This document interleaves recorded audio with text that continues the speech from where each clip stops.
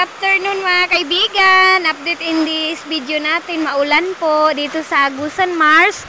And buti mga kaibigan, maaga ako kanina nagwashing.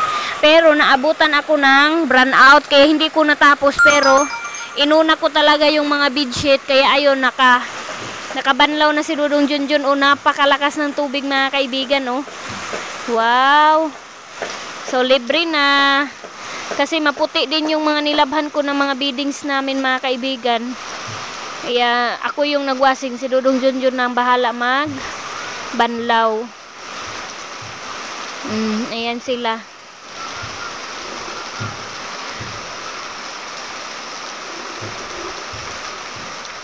Daming tubig.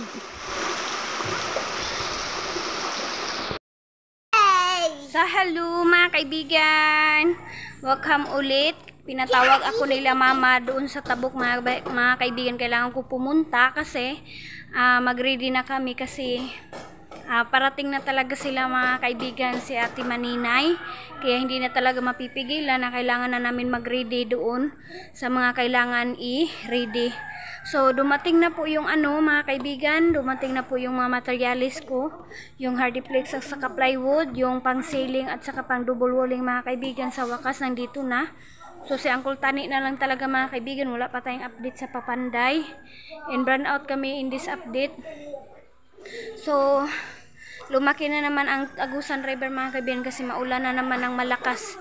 So punta muna ako doon para mag-ready mga kaibigan sa pagdating nila. So yan mga kaibigan, dito sa baba napakalinis na. Dito na din ni mama pinatuyo yung mga dilabhan niya. And si Yuyo busy na sa paggawa ng screen. Kasi mayroong nagbigay dito mga kaibigan na mga tao ng tulong na screen mga kaibigan para magamit nila.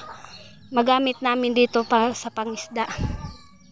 So nag-ano na pala sila, ang Tinday at saka si mama kanina mga kaibigan.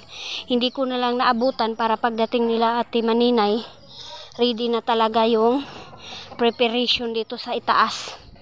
So ito na mga kaibigan, update tayo dito ngayon. In this latest update, tingnan natin kung hindi nilak ni mama. So tinawagan na talaga mga kaibigan ni mama yung mga panday.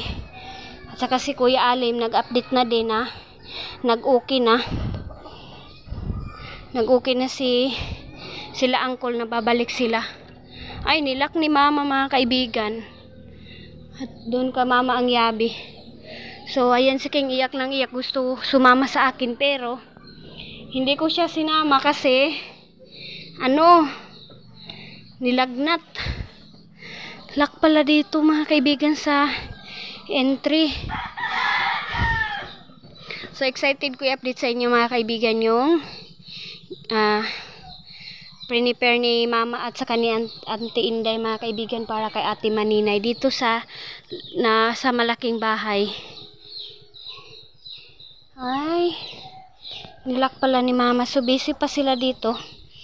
Parang nagluto si mama mga kaibigan. Ano kaya yung niluto niya?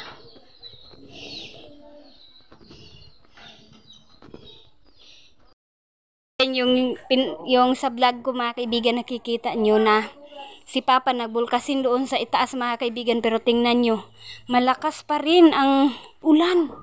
Ayan, kasi hindi na daw maano ni Papa kasi ayan gabok na talaga yung yero mga kaibigan, hindi nakakapit yung bulkasil.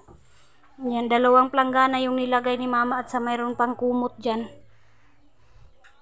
May ginawa si Papa dito sa labas.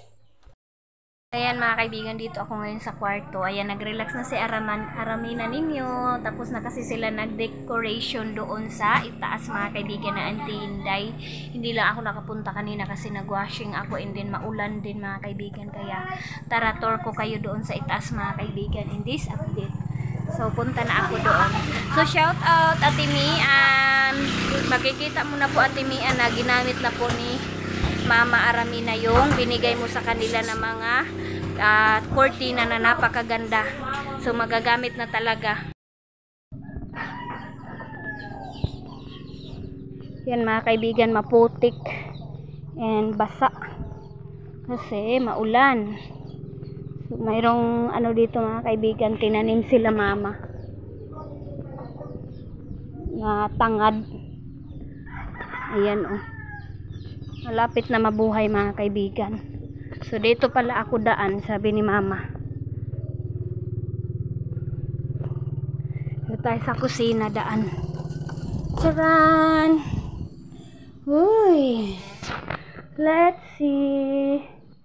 Anong ginawa nila dito? Wow! Napakalinis.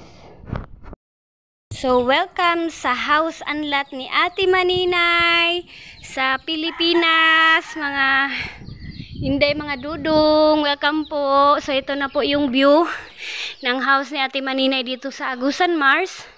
Ito na po yung new update. So, taran! Wow! Hala, Ate Mian, ang ganda po ng kurtina. Ang ganda mo Ate Mian pumili. Bagay sa house ni Ate Maninay. Hala. Wow. Ayan mga kaibigan, o tamang-tama yung taas niya. So, ginanyan si Auntie Inday mga kaibigan, kasi mahilig yan mag-decoration. And then, ano din yan siya, mag-work sa mga mayaman. Kaya, nagkaganyan yung hitsura. So, dito din. Wow. Ang ganda mga kaibigan, o, diba? So, gold. So, ito na po Ate Mian. Thank you so much sa regalo. Nagamit na po Ate Mian. So, babalik yun si Ate Mian soon dito mga kaibigan. Pagdating niya. So, dito tayo. Tapos na tayo dito. Dito naman tayo sa kabila. Ayan. Wow! Dito din. Mayroon silang nilagay. Gold. Ganyan. Hindi, medyo mataas siya mga kaibigan. So, dito. Ayan, ganun nila kasi ni mama, kasi nilinisan na kasi nila. So, dito tayo sa kanilang mga kwarto. Tingnan natin yung view ng kwarto, kung bagay ba mga kaibigan yung design sa cortina. So, yes, ready na talaga. Malinis na talaga yung malaking bahay. Kasi walang tao dito mga kaibigan, kaya minsan lang dito maakyatan. Kaya, ayan, todo-todo na talaga yung paglinis nila mama dito. Ayan mga kaibigan, side by side na nila yung cut tray. At saka dito na, ayan na po, same pa rin po yung pagkalagay. And then, white at saka gold. So, napaka-simple but elegant siya mga kaibigan, tingnan. Wow!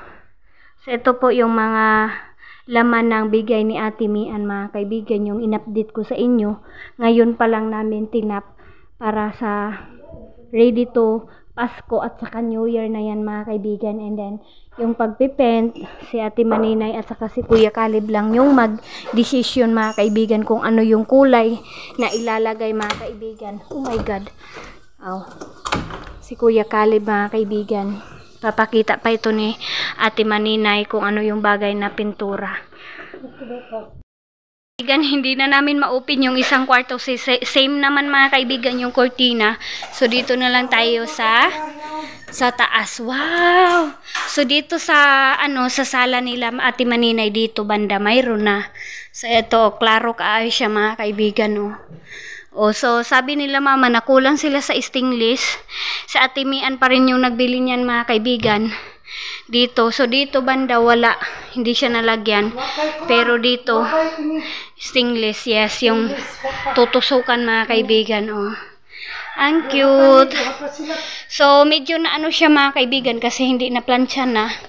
Pero ma-straight na to siya kasi nalagay na mga kaibigan. So malakas kasi yung hangin kaya medyo nagulo na. Ay, gihangak na pod ko. Ug akyat dito sa bahay ni Ate Maninay mga kaibigan. Grabe. Oh, diba? Wow. So miss na namin sa Ate Maninay mga kaibigan. Excited na talaga ang all. Hindi naman namin alam, sa lahat ng nagtatanong sa akin, hindi namin alam. Ganyan yan si Ate Maninay mga kaibigan, kapag umuwi dito sa Agusan, hindi talaga yan ang nagsasabi ng anong day or anong date mga kaibigan, basta importante surprise. Surprise talaga ang pagdating ni Ate Maninay, mga kaibigan. Napakalinis na, oh. Ayan.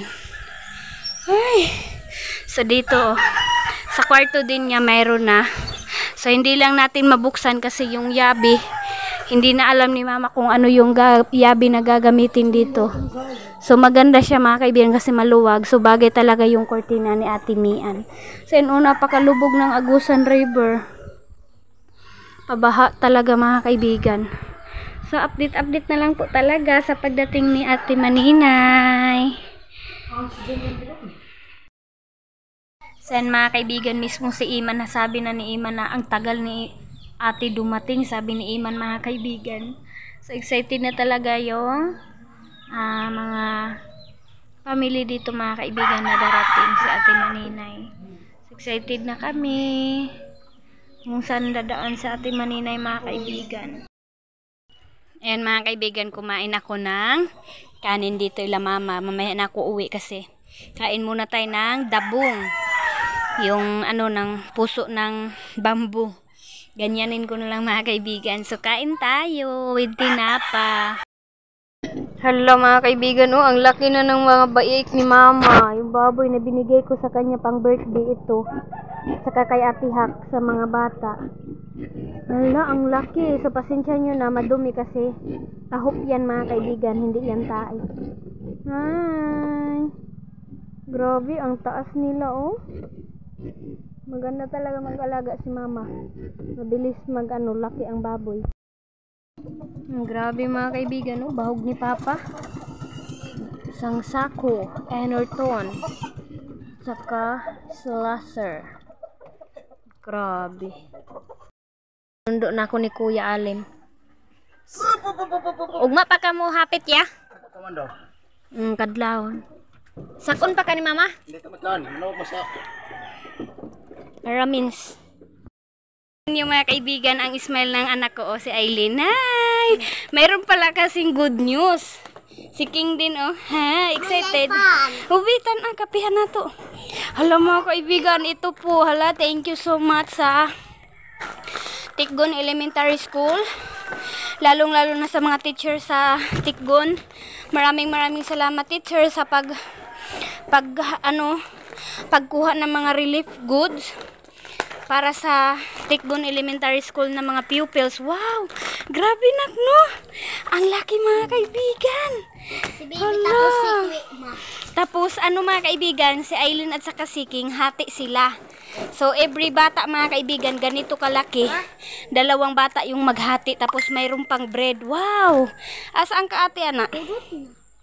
Thank you sa blessing. Malaking tulong na po ito sa mga bata.